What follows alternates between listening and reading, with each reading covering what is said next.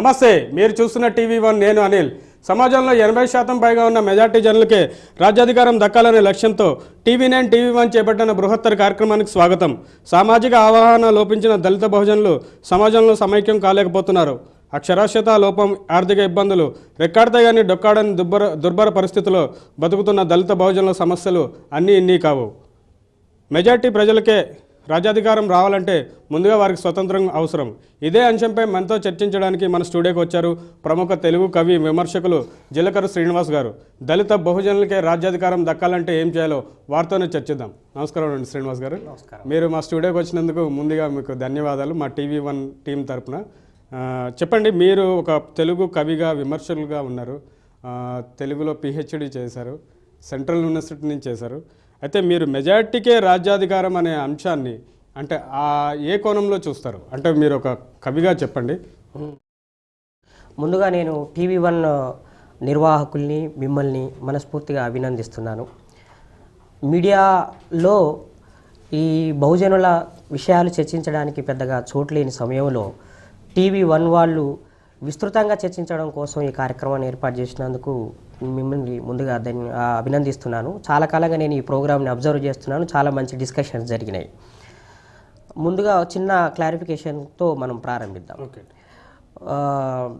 బుద్ధుడు మొట్టమొదటిసారిగా తాను జ్ఞానబోధ చేసినప్పుడు ఒక సూత్రం చెప్పారు.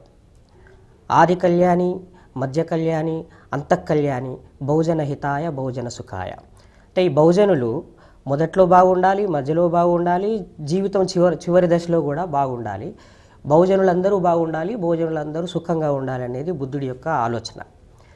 కానీ కొంతమంది మేధావులు అనుకునే వాళ్ళు బహుజనులు అన్న పదాన్ని నుంచి దళిత అనే మాటని వేరు చేసి దళిత బహుజన అనే పదాన్ని సృష్టించారు.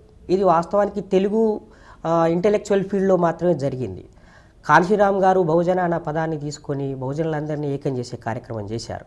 కానీ ఇక్కడ బీసీలు కొంతమంది లేదు, మేము బహుజనులలో దళితులంగానే గుర్తిస్తున్నారు మమ్మల్ని, మేము దళితులం కాదు, మేము బీసీలో అని ఐడెంటిఫై చేసుకోవడం కోసం బహుజన అనే పదాన్ని తీసుకొచ్చారు.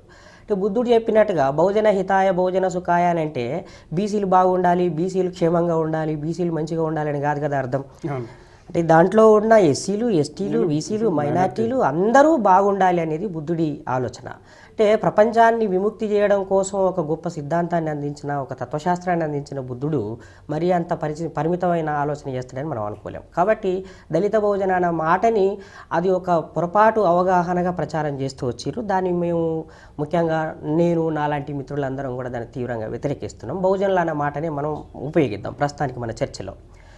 అయితే బహుజనులకి రాజ్యాధికారం కన్నా ముఖ్యంగా స్వతంత్రం కావాలి. స్వతంత్రం లేని రాజ్యాధికారం బానిసలకి పెద్దగా ఉపయోగపడదు. అంటే బానిసలకి స్వతంత్రం కావాలి తప్ప అధికారం కాదు. అంటే ఇప్పుడున్నది మరి స్వతంత్రం కాదా? ఇప్పుడు నిజంగా ఉన్నటువంటి ఎస్సీ, ఎస్టీ, బీసీ, మైనార్టీ ప్రతినిధులు వాళ్ళందరూ స్వతంత్రంగా లేరా? వాళ్ళందరూ బానిసలా అని అంటే ఈ మాట నేనన్నది కాదు, బాబాసాహెబ్ అంబేద్కర్ గారే అన్నారు. ఈ పూనా ప్యాక్ట్ ద్వారా, పూనా ఒప్పందం ద్వారా నిర్మాణమైన ఎన్నికల వ్యవస్థలో గెలిచిన ప్రజాప్రతినిధులు, ముఖ్యంగా అణగారిన వర్గాల ప్రజాప్రతినిధులు, వీళ్ళు చెంచాలయ్యారు, దళారులయ్యారు, బానిసలయ్యారు. వీళ్ళ చేతుల్లో నిర్ణయాధికారం లేదు అని చెప్పి బాబాసాహెబ్ అంబేద్కర్ గారే చెప్పారు. చాలామంది ప్రజలు ఏమనుకుంటున్నారంటే మేము ఓటేసాం, గెలిపించాం కాబట్టి మీరు మా మాట వినాలి అని అంటున్నారు.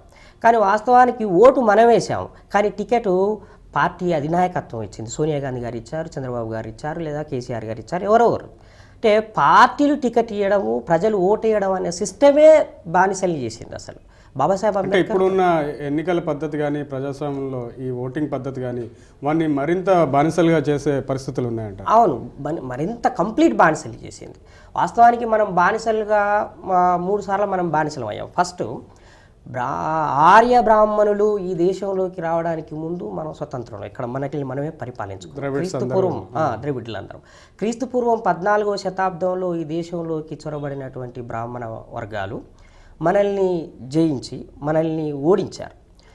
ఓడించడం ద్వారా మనల్ని బానిసలు చేసుకున్నారు ఫస్ట్ టైం.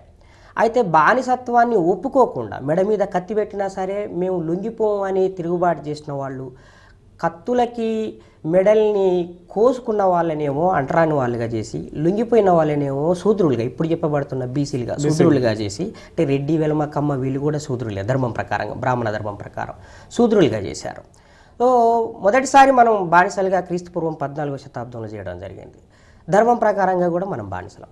ఇక కాన్స్టిట్యూషనల్గా మళ్ళీ మనం ఎప్పుడు బానిసలుగా చేయబడ్డామంటే 1932లో కమ్యూనల్ అవార్డు ఇచ్చినప్పుడు గాంధీ ఆమరణ నిరాహార దీక్ష కూర్చొని అణగారిన వర్గాలకు ఇచ్చిన 4 హక్కులకు వ్యతిరేకంగా ఆయన పోరాటం చేశారు.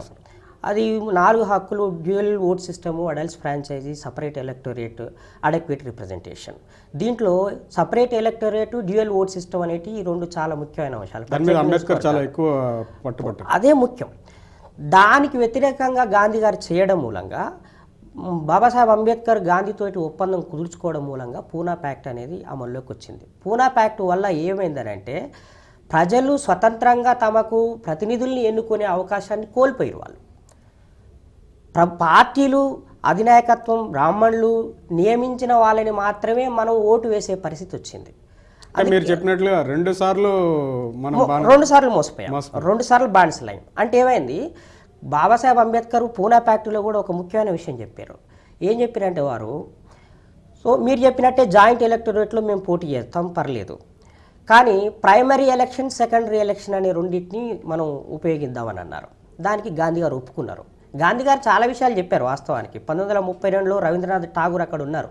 విశ్వకవి రవీంద్రనాథ్ ఠాగూర్ సమక్షంలో గాంధీ గారు ఏమన్నారంటే, మీ అణగారిన వర్గాల్లో అత్యంత వెనుకబడ్డ వర్గము బంగీ కులస్తులు కదా, మా కాంగ్రెస్ పార్టీకి నేను బంగీ కులస్తుని జాతీయ అధ్యక్షుడిని చేస్తా అన్నారు 1932లో. ఆయన చనిపోయేంత వరకు కూడా ఆ మాట నిలబెట్టుకోలేదు, ఇప్పటికి కూడా నిలబెట్టుకోలేదు. ఇప్పటికి కూడా ఒక్కసారి ఒక అణగారిన వర్గం నుంచి ఒక బంగీ కులస్తుడు, అంటే బంగి అంటే ఈ పాయకానాలు పాకి పని చేసేవాళ్ళు, వాళ్ళు కాదా, మాదిగలు కాదు, మాలలు కాదు, మహర్లు కాదు, చెమర్లు ఏ ఒక్కరు కూడా ఇప్పటి వరకు కాంగ్రెస్ పార్టీకి జాతీయ అధ్యక్షులుగా చేయలేదు. ఎందుకంటే Congress party is meant for only Brahmans, బ్రాహ్మణుల కోసం ఏర్పాటు చేసుకున్నటువంటి పార్టీ. సరే, గాంధీ గారు ఆ మాటకు కూడా నిలబడలేదు. రెండో మాట ఏమన్నారు, ప్రైమరీ ఎలక్షన్, సెకండరీ ఎలక్షన్ కూడా నేను సిద్ధం అని అన్నారు. కానీ బాబాసాహెబ్ అంబేద్కర్ని మోసం చేసి ఆయన డైరెక్ట్గా క్యాండిడేట్లను నిలబెట్టారు. అంటే పార్టీకి టికెట్ ఇచ్చి నిలబెట్టడం ద్వారా ప్రజలు ఎన్నుకునే పరిస్థితి వచ్చింది. కానీ అంబేద్కర్ చెప్పినట్టుగా ప్రైమరీ ఎలక్షన్ జరిగితే ప్రజలే క్యాండిడేట్ని నిర్ణయిస్తారు. ఆ తర్వాత ప్రజలు నిర్ణయించిన క్యాండిడేట్ ఎమ్మెల్యేగా, ఎంపీగా పోటీలో నిలబడతాడు. అప్పుడు ప్రజలకి జవాబుదారీగా ఉంటాడు. ప్రజలు ఏం చెప్తే అది వింటారు. అంటే రియల్ రిప్రజెంటేటివ్ అనే వాళ్ళు ఈ ప్రజలే ఒక ప్రతినిధిని నియమించి ఎంపిక చేసి పార్లమెంటు చట్టసభలోకి పంపించే అవకాశం ఉంటుంది. కానీ ఇప్పుడున్న పరిస్థితుల్లో ఈ పరిస్థితి రావడానికి చాలా మంది ఎంపీలు, ఎమ్మెల్యేలు, చాలా ప్రజాప్రతినిధులు చాలా మంది ఉన్నారు. అంటే రిజర్వేషన్ తో అయిన వాళ్ళు. రిజర్వేషన్ అదే ఎందుకు రిజర్వేషన్ అనేది ఇనేబుల్గా మారిందంటే, డిజేబుల్గా మారిందంటే ఇందుకే బాబాసాహెబ్ అంబేద్కర్ ఏమన్నాడంటే, they are not real representatives of the people, they are nominal representatives because they are nominated అని అన్నారు. అంటే వీళ్ళు నిజంగా ప్రజాప్రతినిధులు కాదు, అసలైన ప్రజాప్రతినిధులు కాదు, వీళ్ళు నామినల్ ప్రజాప్రతినిధులు. ఎందుకంటే వాళ్ళు నామినేట్ చేయబడ్డారు, ప్రజలు ఓట్లు వేసుకున్నారు. ఈ నామినేటెడ్ అనేది కేవలం ఎస్సీఎస్లకే పరిమితం కాదండి, మొత్తం టోటల్ సిస్టమ్. ఉదాహరణకి మీరు రెడ్లు, వెలుమలు, కమ్మలు, ఈ పాయింట్ చాలా ముఖ్యమైనది. ఎందుకంటే చాలా మంది ఎస్సీ ఎస్టీ బీసీలు ఏమనుకుంటారంటే రెడ్లు బలవంతులు, వెలుమలు బలవంతులు, కమ్మలు బలవంతులు. నిజమే, అది ఆర్థికంగా వాళ్ళు బలవంతులే, కానీ రాజకీయంగా వాళ్ళు బలహీనులు. రాజశేఖర రెడ్డి గారు ఏదైనా నిర్ణయం తీసుకోవాలంటే పైన సోనియా గాంధీ గారి పర్మిషన్ తీసుకోవాలి. ఇప్పుడున్నటువంటి కిరణ్ కుమార్ రెడ్డి గారు ఏదైనా నిర్ణయం తీసుకోవాలంటే ప్రణబ్ ముఖర్జీ యొక్క నిర్ణయం తీసుకోవాలి, ఆ అనుమతి తీసుకోవాలి. ఎందుకు? కేంద్ర క్యాబినెట్లో 49 మంది క్యాబినెట్ మంత్రులు ఉంటే సుమారుగా వాళ్ళందరికీ నాయకుడు మన్మోహన్ సింగ్ అనుకుంటారు. కాదు, ప్రణబ్ ముఖర్జీ లీడర్. అంటే Pranab Mukherjee is a Brahmin from Bengal. ఆయన ఈ దేశ భవిష్యత్తుని నిర్ణయిస్తాడు. కాబట్టి ఎప్పుడు రాజీనామా చేయాలంటే అప్పుడు రాజీనామా చేయాలి, ఎప్పుడు ఢిల్లీకి రమ్మంటే అప్పుడు ఢిల్లీకి రావాలి, ఈ ప్రోగ్రామ్ ఇంప్లిమెంట్ చేద్దంటే ఇంప్లిమెంట్ చేద్దాం. అంటే నిర్ణయాధికారం అంతా కూడా ఫెడరల్ గవర్నమెంట్, అంటే సమైక్య ప్రభుత్వం, కేంద్రం బలంగా ఉండాలనే పేరుతోటి కేంద్రంలో ఉన్నటువంటి బ్రాహ్మణుల చేతుల్లో ఉన్నారు. అందుకని రెడ్లు, వెలుమలు, కమ్మలే స్వయం నిర్ణయాధికారం లేకుండా కేంద్రంలో ఉన్న బ్రాహ్మణులకి బానిసలుగా ఉన్నప్పుడు ఎస్సీ ఎస్టీ బీసీ మైనార్టీలు ఎమ్మెల్యేలు అయ్యి, ఎంపీలు అయ్యి, మంత్రులైనంత మాత్రాన వీళ్ళు స్వయం నిర్ణయాధికారం కాలేరు, కాబట్టి తీసుకోలేరు. కాబట్టి బానిసలకి కావాల్సింది స్వతంత్రం. స్వతంత్రం వస్తే ఆటోమేటిక్గా అధికారం వస్తుంది. స్వతంత్రం బ్రిటిష్ వాళ్ళ నుంచి బ్రాహ్మణులకు వచ్చింది కాబట్టి అధికారం బ్రాహ్మణులకు వచ్చింది. ఇప్పుడు మనం బ్రాహ్మణుల నుంచి బ్రాహ్మణ వర్గాల నుంచి అధికారం కోసం పోరాటం చేయాలంటే స్వతంత్రం కోసం పోరాటం చేస్తే అధికారం వస్తుంది. అంటే మీరు చెప్పినట్లుగా ఫస్ట్ స్వతంత్రం బానిసత్వం నుంచి బయటపడి స్వతంత్రులు అవుతేనే రాజ్యాధికారం గురించి ఆలోచించే ఆలోచన వస్తుందంట. వచ్చేస్తుంది. ఎందుకంటే ఇంక మూడోసారి బానిసలు ఎప్పుడేమని ఇది చాలా ముఖ్యమైన మీరు మూడోసారి ఎందుకయ్యాం, మూడోసారి అంటే 32లో అయ్యాం. తర్వాత 46 డిసెంబర్ 13 నాడు కాన్స్టిట్యూయెంట్ అసెంబ్లీలో మన దేశ భవిష్యత్తు ఎట్లా ఉండాలి, రాజ్యాంగం ఎట్లా ఉండాలి అని నిర్ణయించుకునే క్రమంలో నెహ్రూ గారు ఒక కీలకమైన ఉపన్యాసం చేశారు. దాంట్లో ఎవరెవరికి ప్రత్యేక నియోజకవర్గాలు ఉంటాయి, రిజర్వేషన్స్ ఉంటాయి అనేది క్లియర్గా చెప్పారు. దాంట్లో ముస్లింలకి, సిక్కులకి, పార్సీలకి, ఆంగ్లో ఇండియన్లకి, బీసీలకి, షెడ్యూల్ క్యాస్ట్, షెడ్యూల్ ట్రైబ్ వీళ్ళందరికీ ప్రత్యేక నియోజకవర్గాలు రిజర్వేషన్స్ ఉంటాయని డిసెంబర్ 13, 1946 నాడు చెప్పారు. కానీ ఒకవేళ అంటే దీనికి ఇంకో నేపథ్యం ఒకటి ఉండదు. బ్రిటిష్ వాళ్ళు మీకు స్వతంత్రం ఇచ్చిపోతామని 1946లో లార్డ్ వావెల్ ప్రకటన చేసినప్పుడు ముగ్గురికి అధికారం ఉంటుందని చెప్పారు. దాంట్లో హిందువులకి అంటే బ్రాహ్మణ పాలక వర్గాలకి, 2 ముస్లింలకి, ఆ తర్వాత డిప్రెస్డ్ క్లాసెస్కి, ఈ ముగ్గురికి రాజ్యాంగంలో అధికారం ఉంటుందని అన్నారు. అప్పుడు గాంధీ గారు దీన్ని వ్యతిరేకించారు. ఎందుకు? గాంధీ గారు సనాతన ధర్మాన్ని నమ్మేవాళ్ళు, సనాతన కులధర్మాన్ని, మనుధర్మాన్ని నమ్మే వ్యక్తి. ఈ దేశంలో అత్యున్నతమైన స్థానం అనుభవించాల్సింది కేవలం బ్రాహ్మణులే ధర్మం ప్రకారం. కాబట్టి ఈ దేశానికి పాలకులుగా ఉండాల్సింది బ్రాహ్మణులు. కానీ లార్డ్ వావెల్ ప్రకటన ప్రకారంగా ఎస్సీలు, బీసీలు, మైనార్టీలు వీళ్ళందరూ రాజ్యంలో అధికారంలో వాటా వస్తుంది. అంటే స్వతంత్రం ఈ ముగ్గురికి వస్తుంది. కాబట్టి గాంధీ గారు ఏం చేసిరారంటే పకడ్బందీగా మౌంట్ బాటన్ తోటి ఒప్పందం కుదుర్చుకొని పాకిస్తాన్ విభజన చేసి ముస్లింలందరినీ పాకిస్తాన్కి పంపించేసి ముస్లింలకు రావాల్సిన అధికారంలో వాటాని, స్వతంత్రాన్ని నొక్కేసారు. ముస్లింలే పోయిన తర్వాత ఇక అనగారిన ఈ ఎస్సీ, ఎస్టీ, బీసీల గురించి అడిగేటోళ్ళు ఎవరు? అది కూడా పోయింది. సో అయినా కానీ బాబాసాహెబ్ అంబేద్కర్ పట్టుబట్టడం మూలంగా 13 డిసెంబర్ 1946 నాడు నెహ్రూ గారు మీ అందరికీ ఈ కమ్యూనల్, ఈ మతపరమైన వాళ్ళకి, కులపరమైన వాళ్ళందరికీ రిజర్వేషన్స్ ఉంటాయని చెప్పారు. కానీ ఆగస్టు 15, 1947 నాడు అధికార బదలాయింపు చట్టం జరిగింది. అందరూ అనుకుంటారంటే మనకు స్వతంత్రం వచ్చింది అనుకుంటారు. ఇది ఇండిపెండెన్స్ బిల్ ప్రకారంగా రాలేదు. ఇది ట్రాన్స్ఫర్ ఆఫ్ పవర్ బిల్ 1947 ప్రకారంగా దాని మీద 3 సంతకం పెట్టారు. ఒకరు మౌంట్ బాటన్, ఆ మౌంట్ బాటన్ భార్య జవహర్లాల్ నెహ్రూ. ఈ 3 అధికార బదలాయింపు చట్టం మీద సంతకం పెట్టడం వల్ల అధికారం అనేది బ్రాహ్మణులకు వచ్చింది. కాబట్టి 1947 ఆగస్టు 27, 28 తేదీలలో కాన్స్టిట్యూయెంట్ అసెంబ్లీలో డిబేట్ జరిగింది. ఆ డిబేట్ జరిగిన సందర్భంలో వాళ్ళు ఏమన్నారంటే సర్దార్ వల్లభాయ్ పటేల్ మైనారిటీ కమిషన్కి, ఆయన సబ్ కమిటీకి ఆయన చైర్మన్, ఆయన ఒక ప్రపోజ్ చేశాడు. ఈ మతపరమైన ప్రత్యేక నియోజకవర్గాలు రిజర్వేషన్ మూలంగా ఇప్పటికే చాలా ప్రాబ్లమ్స్ వచ్చినాయి కాబట్టి ముస్లింలు స్వచ్ఛందంగా వాళ్ళ రిజర్వేషన్స్ను వదులుకున్నారు. అంటే ముస్లింలు, కాంగ్రెస్ పార్టీ ముస్లింలు కొంతమంది అప్పటిదాకా వాళ్ళకు 100 సంవత్సరాల పాటు ఉన్న రిజర్వేషన్స్ మాకు అవసరం లేదని ఒక తీర్మానం చేశారు. ఏకగ్రీవంగా కాన్స్టిట్యూయెంట్ అసెంబ్లీ ఆమోదించింది. సో ఎస్సీలకు అంటే ముస్లింలకు వచ్చింది తీసేసిరు, క్రిస్టియన్లు, ఆంగ్లో ఇండియన్లకి ఉన్న తీసేసిరు, ఇండియన్ క్రిస్టియన్లకు ఉన్న రిజర్వేషన్ ప్రత్యేక నియోజకవర్గం వాళ్ళే ఎన్నుకునే రిజర్వేషన్స్. ఈరోజు దళిత క్రిస్టియన్లకి రిజర్వేషన్స్ ఉండాలి అని అంటే అందరూ వ్యతిరేకిస్తున్నారు. కానీ వాళ్ళకి 100 సంవత్సరాల పాటు దళిత క్రిస్టియన్లకి రిజర్వేషన్స్ ఉన్నాయి, ఇక్కడ ముస్లింలకి రిజర్వేషన్స్ ఉన్నాయి, అవి తీసేసిరు. సిక్కులకు ఉన్నాయి తీసేసిరు, పార్సీలకు ఉన్నాయి తీసేసిరు, ఆంగ్లో ఇండియన్లకు, ఎస్సీలకు, ఎస్టీలకు ఉన్నాయి కూడా తీసేయాలన్నప్పుడు ఆంగ్లో ఇండియన్లు ఒప్పుకోలేదు. అదేవిధంగా బాబాసాహెబ్ అంబేద్కర్ ఒప్పుకోలేకపోవడం మూలంగా ఎస్సీ, ఎస్టీలకు రిజర్వేషన్స్ వచ్చినాయి. బీసీలకు రాలేదు. బీసీలకు ఎందుకు రాలేదు?